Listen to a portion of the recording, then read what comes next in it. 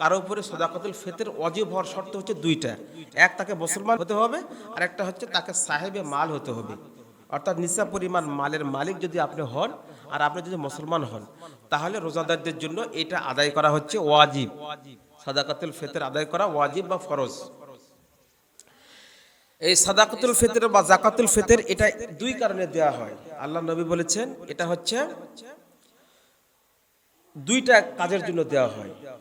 এটা হচ্ছে তুহমাতুল লিল মাসাকিন, এটা হচ্ছে মিসকিনদেরকে আনন্দ দেয়, তার একবেলা খাবারের একটা ব্যবস্থা করে, ঈদের সাথে আনন্দ ভাগাভাগির জন্য তাকে সহায়তা করে। আরেকটা হচ্ছে আত-তুহরাতু লিস-সাইমি আনিন লাগবি ওয়াল রাহা। এই যে আমরা রোজাদার, আমাদের রোজার মধ্যে আমরা কি নিশ্চিত যে আমাদের কোনো ভুল ত্রুটি হয় না?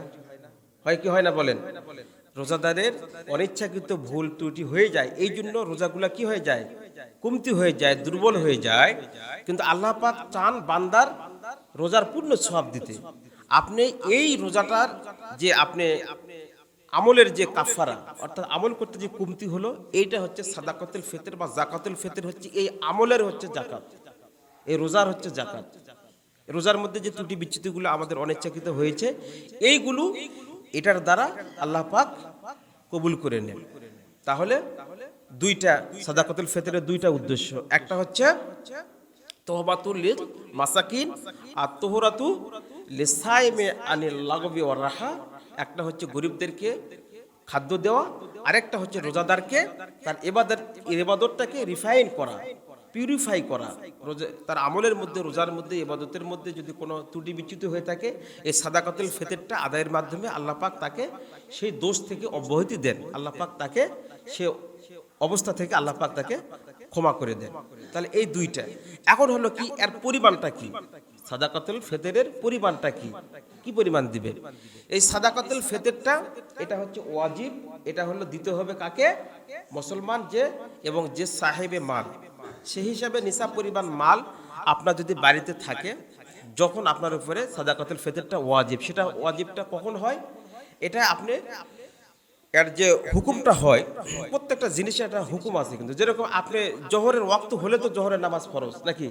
আপনি ওয়াক্ত হওয়ার আগে যদি মারা যান, তাহলে আপনার উপরে কি জোহরের নামাজ কি ফরজ থাকলো? থাকলো না। তাহলে আপনি আসরের যখন নামাজের সময় হয়, তখন তো আসরের নামাজটা আপনার উপর ফরজ হয়। তাহলে আপনি যদি আসরের নামাজ আগেই যদি জোহরের নামাজের সময় যদি আসরের নামাজটা পড়তে চান, এটা কি হবে? তাহলে প্রত্যেকটা জিনিস আপনার একটা মিকদার রয়েছে এবং একটা ওয়াক্ত রয়েছে। তাহলে এটা হলো মুহাদ্দিসিনে কেরাম বলেছেন, মুহাক্কিক উলামায়ে, বিশেষ করে উলামায়ে হানাফিদের মতে এইটা সাওয়ালের চাঁদ ওঠার সাথে সাথে ঈদের দিন সূর্য উদয়ের আগ পর্যন্ত প্রত্যেকটা পরিবারের গার্জিয়ান সে নিজে, আপনি যদি গার্জিয়ান হন, আপনি নিজেরটা আদায় করবেন। আপনার অধীনস্থ যেগুলো খোরাকি আপনি দেন, তাদেরকে আপনি দায়িত্ব নিয়েছেন, এদের প্রত্যেকের পক্ষ হয়ে আপনার উপরে আদায় করাটা ওয়াজিব। তাহলে আপনি স্বামী, স্ত্রী, সন্তান সহ যদি 5 জন হন, 5 জনের পক্ষ থেকে আপনার উপরে আদায় করতে হবে। এটার সময়টা হলো ওই সময়ের মধ্যে যদি কেউ আবার নতুন করে ভূমিষ্ঠ হয়। কতটা বোঝেন? মনে করেন যে শাওয়াল মাসে ঈদের দিনে সূর্য ওঠার আগে যদি কোনো নতুন যদি কোনো বাচ্চা ভূমিষ্ঠ হয় আপনার পরিবারে, তাহলে সেও ইনক্লুড হয়ে গেল, আপনার পরিবারের সদস্য হয়ে গেল, তাকেও তার পক্ষ হয়ে তার গার্জিয়ানকে আদায় করতে হবে। কিন্তু আল্লাহ না করুক, যদি ঈদের দিনে সূর্য ওঠার আগে যদি কেউ মারা যায়, যেতে পারে কি পারে না বলেন? গত ঈদেই মনে হয় এরকম হয়েছিল। তাহলে ওই সময়ের মধ্যে যদি কেউ মারা যায়, তাহলে সে এই হুকুম থেকে সে ফারেক হয়ে গেল, তার উপরে আর ওই হুকুমটা বর্তালো না। এখন হলো এর মিকদারটা কি, এর পরিমাণটা কি, কি পরিমাণ সাদাকাতুল ফিতর আদায় করবেন, এইটা আমরা নির্ধারণ করি হাদিসের ভাষ্য অনুসারে সায়ের দিয়ে, সায়ের ধামার মাপ দিয়ে। এই যে আপনারা অর্ধসার ফতোয়া বোর্ড থেকে বিভিন্ন এই বিষয়গুলো আপনাদের কাছে কনসেপ্টটা ক্লিয়ার আছে কিনা অনেকের নেই, এই জন্য অনেকের কনফিউশন হয় আদায় করার ক্ষেত্রে। এটা সাধারণত হাদিস শরীফে 4টা খাদ্যের বিনিময়ে দেওয়ার কথা বলা হয়েছে। এটা হচ্ছে জবের, একটা হচ্ছে কিসমিসের, একটা হচ্ছে খেজুরের, আর একটা হচ্ছে পনিরের। এই 4টা খাদ্যই হলো তৎকালীন সৌদি আরবের প্রধান খাদ্য ছিল রাসূলের সময়ে। মানুষের মৌলিক চাহিদা, মানুষের ফান্ডামেন্টাল রাইটস পূরণের জন্য, অর্থাৎ মৌলিক চাহিদার মধ্যে একটা হচ্ছে কি তার খাদ্যের ব্যবস্থা। এই খাদ্যটা ব্যবস্থা করতে যায় আল্লাহর নবী এই 4টি খাদ্যের উদাহরণ দিয়েছেন ওই সময়ে প্রচলিত। ওই সময়ে এই 4টা খাদ্য, যেটা যেটা পনির তো আর সবাই খাইতে পারতো না, যারা একটু বেশি বিত্তবান তাদের ক্ষেত্রে। তাহলে বিত্তবানরা দিবে পনিরের মাপকাঠিতে, যারা গরিব তারা দিবে জবের, তারপরে কেউ কিসমিসের দিবে, কেউ খেজুরের দিবে। তাহলে আমাদের দেশেও আমাদের যে প্রিন্সিপাল ফুড এইগুলো, একটা হলো চাল, একটা হচ্ছে আটা, একটা হচ্ছে আলু, বা আরেকটা হচ্ছে গম, খেজুরও আমাদের খাদ্যের মধ্যে পড়ে যায়। তাহলে এগুলাকে ব্যাস ধরে আমরা সাদাকাতুল ফিতর আদায় করব। এখানে আবার ওলামাদের মধ্যে দুটা মত রয়েছে। একটা হচ্ছে যদি আমরা রসুল যে 4টি খাদ্যের কথা বলেছেন ওই খাদ্যের বিনিময় দিয়ে যদি আমরা আদায় করি, তাহলে সাদাকাতুলের ফিতরও আদায় হয়ে যাবে, আবার সুন্নত আদায় হয়ে যাবে, দুটাই হবে। কিন্তু যদি আমরা সেটা না দিতে পারি, যদি সেটার মূল্য নির্ধারণ সমপরিমাণ মূল্য যদি আমরা দিই, সেক্ষেত্রে বাংলাদেশে জাতীয় মসজিদ বায়তুল মোকাররমের খতিবের নেতৃত্বে যে ফতোয়া বোর্ড এবং জাকাত বোর্ড আছে, তাদের সিদ্ধান্ত হচ্ছে বাংলাদেশে প্রচলিত এই খাদ্যের মূল্য নির্ধারণ করে এটার হচ্ছে মিকদার হয়েছে, এটার হলো টাকার পরিমাণ, যদি আপনি যদি নগদ অর্থ দিয়ে দেন তাহলে সর্বনিম্ন দিতে হবে 110 টাকা। কত টাকা? 110। আর সর্বোচ্চ 2805, এর মধ্যে যে কোনো মূল্য আপনি দিতে পারেন। আর যারা আনলিমিটেড ইনকাম করেন, যাদের আরো বেশি সামর্থ্য, আপনারা কি জানেন বাংলাদেশে কিছু মানুষ ইউরোপে যায় ঈদ মার্কেট করতে, আবার কিছু মানুষ যায় সিঙ্গাপুরে কেনাকাটা করার জন্য। তাহলে ওই ব্যক্তিটা কি 110 টাকা ফেতরা দিলে হবে? আপনি ঈদের কেনাকাটার জন্য যাচ্ছেন সিঙ্গাপুরে, আপনি যদি দেন হলো ওই 110 টাকার ফেতরা, তাহলে হবে বলেন? হবে না। কারণ আজওয়া যদি খেজুরের মধ্যে তো অনেক বেশ কম আছে। এটা আজওয়া খেজুর আপনি যদি একেবারে যদি নিম্নমানের যেটা আজওয়া খেজুর, এটা হলো 1000 টাকা মূল্য। আর যদি আর সুপার কোয়ালিটি আছে 1200 টাকা 1500 টাকা, তাহলে সেইটা হিসাবে যদি দেন, তাহলে সেই হিসাবে দেখা যাচ্ছে কি আপনার সামর্থ্যের হিসাবে আপনি বাড়িতে যেটা খাবারটা খান সেটাই তো দিবেন আপনি। তাহলে ভালো নিজে খাওয়ার ক্ষেত্রে ভালোটা দিচ্ছেন। আর গরিবদের ক্ষেত্রে দুই ধরনের ছিল ধামা, সায়েরের বাংলা হচ্ছে ধামা, এটা মদিনার ধামা, আর একটা হচ্ছে ইরাকের ধামা। তো মদিনার ধামা ইরাকের ধামার মধ্যে একটা পার্থক্য আছে, সেটা হচ্ছে বেশ কম হয়। যেমন ধরেন এই যে আমরা সা বলি, সাটার পরিমাণটা কি আপনাদেরকে বাংলা উদাহরণ বুঝাই যে, কারণ এই আলোচনাগুলো তো আপনি অন্য সময় জানতে পারবেন না। এখন যদি জিনিসটা না বোঝেন তাহলে অন্য সময় কিন্তু আমরা বললে আপনার শুনতেও ভালো লাগবে না, আপনার মনেও থাকবে না।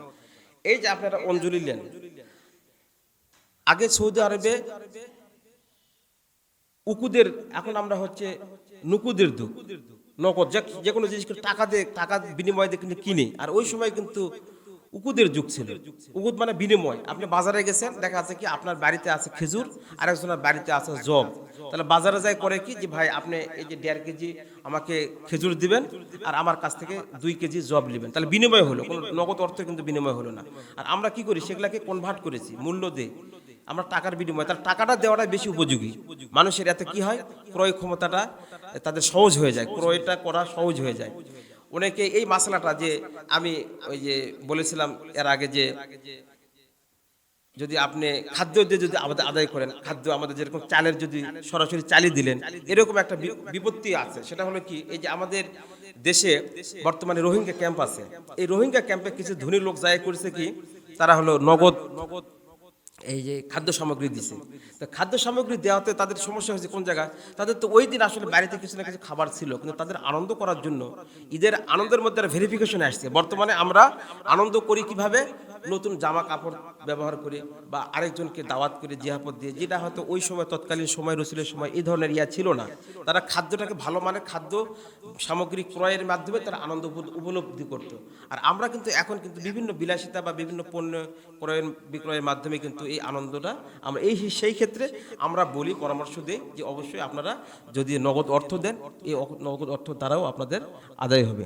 আর সায়ের পরিমাণটা বলি, এই সাটা হচ্ছে এরকম করে, এই আমরা এক সময় মুষ্টি বলতাম না, মুষ্টি মিদ্দাত, আরবিতে বলা হয় মিদ্দাত। এই মিদ্দাতটা হলো মুষ্টি। আপনি 4টা অঞ্জলি এভাবে খাবার নিলেন, সেটা চাল নেন বা গম নেন, আটা নেন বা হলো খেজুর নেন, এইভাবে উঠে মনে করেন যে রাখলেন। এভাবে যদি আপনি 4টা রাখেন তাহলে এর পরিমাণটা, সৌদি আরবের লোকেরা আমাদের থেকে বড়, তাদের হাতও বড়, তারা যদি উঠায় তা তাদের পরিমাণটা হয়ে যাবে, তাদের হিসাবে যদি ধরা হয় তাহলে প্রায় প্রায় 3 কেজি 695 গ্রাম। আর আমরা বাংলাদেশের মানুষের হাতের অঞ্জলি যদি একটু ছোট হয় তাহলে একটু কম ধরলেন, তাহলে সেই হিসাবে আমরা সর্বনিম্ন 2.5 কেজি থেকে 3 কেজি পরিমাণ খাদ্যের মূল্য বা খাদ্য আমরা দিয়ে সাদাকাতুল ফিতরটা আদায় করব। তাহলে আমাদের সাদাকাতুল ফিতরটা আদায় হয়ে যাবে। আবার এটা সময়টা হচ্ছে অবশ্যই আপনারা ঈদের নামাজের আগে এটা পরিশোধ করবেন। এটা হচ্ছে আপনাদের সীমা। যদি এর পরে আদায় করেন তাহলে এটা সাধারণ দান হিসাবে গণ্য হবে, ওটা সাদাকাতুল ফিতর আর হবে না। তাহলে সাদাকাতুল ফিতরটা অবশ্যই আপনি ঈদগাহে যাওয়ার আগে এটা আদায় করবেন। আর পূর্ব সতর্কতামূলক, যে হয়তো ওই সময় আমি ব্যস্ততায় থাকবো বা ওই সময় আমার হয়তো টাকা নাও থাকতে পারে, আমি আরও যদি 10 দিন আগে দিই, এটাও আপনার জন্য উত্তম হবে, এতেও কোনো সমস্যা নেই।